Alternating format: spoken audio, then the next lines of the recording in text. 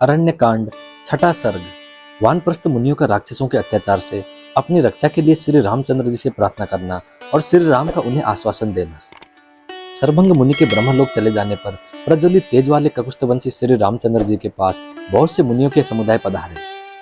उनमें वैखानस ऋषियों का एक समुदाय जो ब्रह्म जी के नख से उत्पन्न हुआ है, वालखिल्य ब्रह्म जी के बाल रोम से प्रकट हुए महर्षियों का समूह, संप्रच्छाल जो भोजन के बाद अपने बर्तन धो पोंछ कर रख देते हैं, दूसरे समय के लिए कुछ नहीं बचाते, मरीचिप सूर्य अथवा चंद्रमा की किरणों का पान करके रहने वाले, बहुसंख्यक असमकुट कच्चे अन्न को पत्थर से कूटकर खाने वाले, पत्राहार पत्तों का आहार करने वाले, दंतो लुखली दांतों से ही उखल का काम लेने वाले, उन्मज्जक कंठ तक पानी में डूबकर तपस्या करने वाले, गात्र सय्य शरीर से ही सैया का काम लेने वाले अर्थात बिना बिछोने के ही भुजा पर सिर रखकर सोने वाले, असह्य सैया के साधनों से रहित, अनवकाशिक निरंतर सत्कर्म में लगे रहने के कारण कभी अवकाश न पाने वाले, सलीलाहार जल पीकर रहने वाले, वायु भक्ष हवा पीकर जीवन निर्वाह करने वाले, आकाश निलय खुले मैदान में रहने वाले, स्तंडल शाही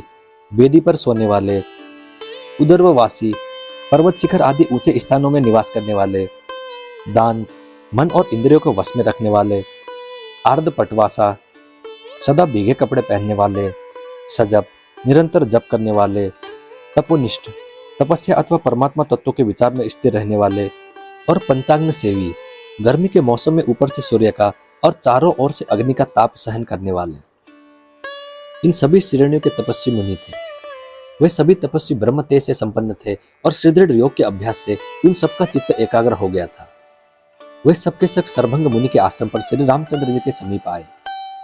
धर्मात्माओं में श्रेष्ठ परम धर्मज्ञ श्री रामचंद्र जी के पास आकर वे धर्म के ज्ञाता समागत ऋषि समुदाय उनसे बोले, रघुनंदन, आप इस इक्ष्वाकु वंश के साथ ही समस्त भूमंडल के भी स्वामी, संरक्षक एवं प्रधान महारथी वीर हैं। जैसे इंद्र देवताओं के रक्षक हैं, उसी प्रकार आप मनुष्य लोक की रक्षा करने वाले हैं। आप अपने यश और पराक्रम से तीनों लोकों में विख्यात हैं। आप में पिता की आज्ञा के पालन का व्रत, सत्य भाषण तथा संपूर्ण धर्म विद्यमान है। नाथ, आप महात्मा, धर्मज्ञ और धर्मवत्सल हैं। हम आपके पास प्रार्थी होकर आए हैं, इसलिए ये स्वार्थ की बात निवेदन करना चाहते हैं। आपको इसके लिए हमें क्षमा करना चाहिए। स्वामिन, जो राजा प्रजा से उसकी आय का छठा भाग करके रूप में ले ले और पुत्र की भांति प्रजा की रक्षा न करे, उसे महान अधर्म का भागी होना पड़ता है। श्री राम, जो भूपाल प्रजा की रक्षा के कार्य में संलग्न हो अपने राज्य में निवास करने वाले सब लोगों को प्राणों के समान अथवा प्राणों से भी अधिक प्रिय पुत्रों के समान समझकर सदा सावधानी के साथ उनकी रक्षा करता है, वो बहुत वर्षों तक स्थिर रहने वाले अक्षय कीर्ति पाता है और अंत में ब्रह्मलोक में जाकर वहां भी विशेष सम्मान का भागी होता है। राजा के राज्य में मुनि फल मूल का आहार करके जिस उत्तम धर्म का अनुष्ठान करता है, उसका चौथा भाग धर्म के अनुसार प्रजा की रक्षा करने वाले उस राजा को प्राप्त हो जाता है।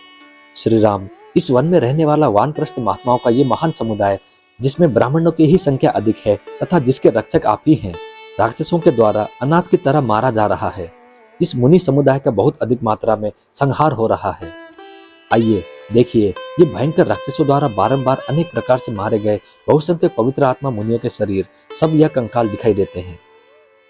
पंपा सरोवर और उसके निकट बहने वाली तुंगभद्रा नदी के तट पर जिनका निवास है, जो मंदाकिनी के किनारे रहते हैं तथा जिन्होंने चित्रकूट पर्वत के किनारे अपना निवास स्थान बना लिया है, उन सभी ऋषि महर्षियों का राक्षसों द्वारा महान संहार किया जा रहा है। इन भयानक कर्म करने वाले राक्षसों ने इस वन में तपस्वी मुनियों का जो ऐसा भयंकर विनाश कांड मचा रखा है, वो हम लोगों से सहा नहीं जाता है। अतः इन राक्षसों से बचने के लिए शरण लेने के उद्देश्य से हम आपके पास आए हैं। श्री राम, आप शरणागत वत्सल हैं, अतः इन निशाचरों से मारे जाते हुए हम मुनियों की रक्षा कीजिए। वीर राजकुमार, इस भूमंडल में हमें आपसे बढ़कर दूसरा कोई सहारा नहीं दिखाई देता। आप इन राक्षसों से हम सबको बचाइए। तपस्या में लगे रहने वाले उन तपस्वी मुनियों की ये बातें सुनकर ककुस्थकुल भूषण धर्मात्मा श्री राम ने उन सबसे कहा, मुनिवरों, आप लोग मुझसे इस प्रकार प्रार्थना न करें। मैं तो तपस्वी महात्माओं का आज्ञा पालक हूँ। मुझे केवल अपने ही कार्य से वन में तो प्रवेश करना ही है, इसके साथ ही आप लोगों की सेवा का सौभाग्य भी मुझे प्राप्त हो जाएगा। राक्षसों के द्वारा जो आपको ये कष्ट पहुंच रहा है, इसे दूर करने के लिए ही मैं पिता के आदेश का पालन करता हुआ इस वन में आया हूँ। आप लोगों के प्रयोजन की सिद्धि के लिए मैं देवात यहाँ आ पहुंचा हूँ। आपकी सेवा का अवसर मिलने से मेरे लिए ये वनवास महान फलदायक होगा। तपोधनो, मैं तपस्वी मुनियों से शत्रुता रखने वाले उन राक्षसों का युद्ध में संहार करना चाहता हूँ। आप सब महर्षि भाई सहित मेरा पराक्रम देखें। इस प्रकार उन तपोधनों को वर देकर धर्म में मन लगाने वाले तथा श्रेष्ठ दान देने वाले वीर श्री रामचंद्र जी लक्ष्मण तथा तपस्वी महात्माओं के साथ सुतीक्षण मुनि के पास गए। इस प्रकार श्री वाल्मीकि निर्मित आशा रामायण आदि काव्य के अरण्य कांड में छठा सर्ग पूरा हुआ। मैं उम्मीद करता हूँ श्री रामचंद्र जी आपकी सारी मनोकामनाएं पूरी करें। जय श्री राम, जय हनुमान। अब मिलते हैं अगली वीडियो में।